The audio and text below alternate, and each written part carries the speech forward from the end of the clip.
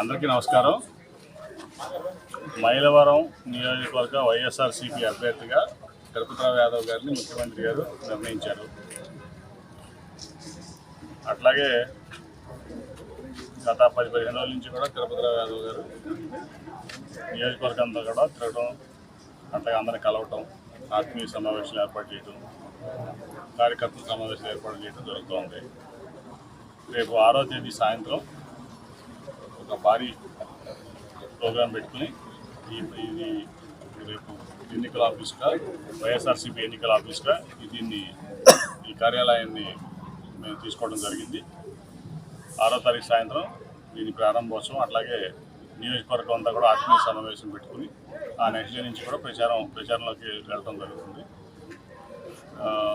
ఖచ్చితంగా మా అభ్యర్థి 20,000 ఓట్లతో గెలుస్తాడు, ఎటువంటి సందేహం లేదు. దానికి ముందుగా మా కార్యకర్తలు, మా నాయకులు, అట్లాగే అందరూ కూడా గత 15 రోజుల నుంచి కూడా కొన్ని సందిగ్ధాలున్నా కూడా మేము చెప్పాం, అభ్యర్థి విషయంలో ఎటువంటి మార్పు ఉండదు. ముఖ్యమంత్రి గారు ఒక నిరుపేద, అతి సామాన్యుడు, కమిట్మెంట్ ఉన్న పార్టీ కార్యకర్త, ఒక బీసీ కులానికి చెందినటువంటి వ్యక్తి తిరుపతిరావు యాదవ్ గారిని ప్రజాసేవ చేసి ఇక్కడ మైలవరంలో ప్రజాసేవ చేసుకోమని ప్రజలకు ఆయన పంపించారు. కాబట్టి ఆయన ఇక్కడ పోటీ చేస్తున్నారు. 1952లో మొదటి ఎలక్షన్ జరిగింది మైలవరం కాన్స్టిట్యూన్సీ, అసెంబ్లీ కాన్స్టిట్యూన్సీ. అప్పటి నుంచి ఇప్పుడు కూడా నాకు తెలిసి అంతా కమ్మ సామాజిక వర్గానికి చెందిన వాళ్ళే ఇక్కడ ఎమ్మెల్యే చేసినట్టున్నారు.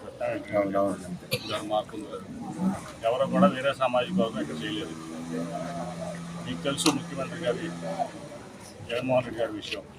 ఆయన ఒక సోషల్ ఇంజనీరింగ్ ద్వారా ఎక్కువగా రాజ్యాధికారం ఎస్సీ, ఎస్టీ, మైనార్టీలకు ఉండాలి, బీసీలకు ఉండాలి అనేది ఆయన భావన.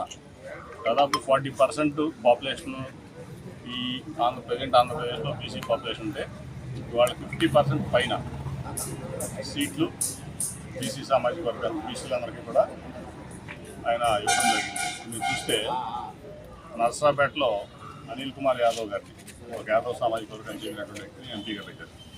అట్లాగే ఏలూరులో ఒక యాదవ్ సామాజిక వర్గానికి చెందినటువంటి వ్యక్తిని ఎంపీగా పెట్టారు. ఇప్పుడు ఇక్కడ మన తిరుపతిరావు యాదవ్ గారిని ఇక్కడ మైలవరం నియోజకవర్గ ఎమ్మెల్యేగా ఈరోజు ఆయన పోటీ చేస్తున్నారు. కాబట్టి సోషల్ ఇంజనీరింగ్లో ఈ దేశంలోనే మరి అన్ని పారామీటర్స్లో నెంబర్ 1 అనిపించుకునేది వైఎస్ఆర్సీపీ పార్టీ, జగన్మోహన్ రెడ్డి గారు. కాబట్టి మీడియా మిత్రులందరూ కూడా కోరేది ఏంటంటే వాస్తవాలు మీరు చక్కగా చెప్పండి.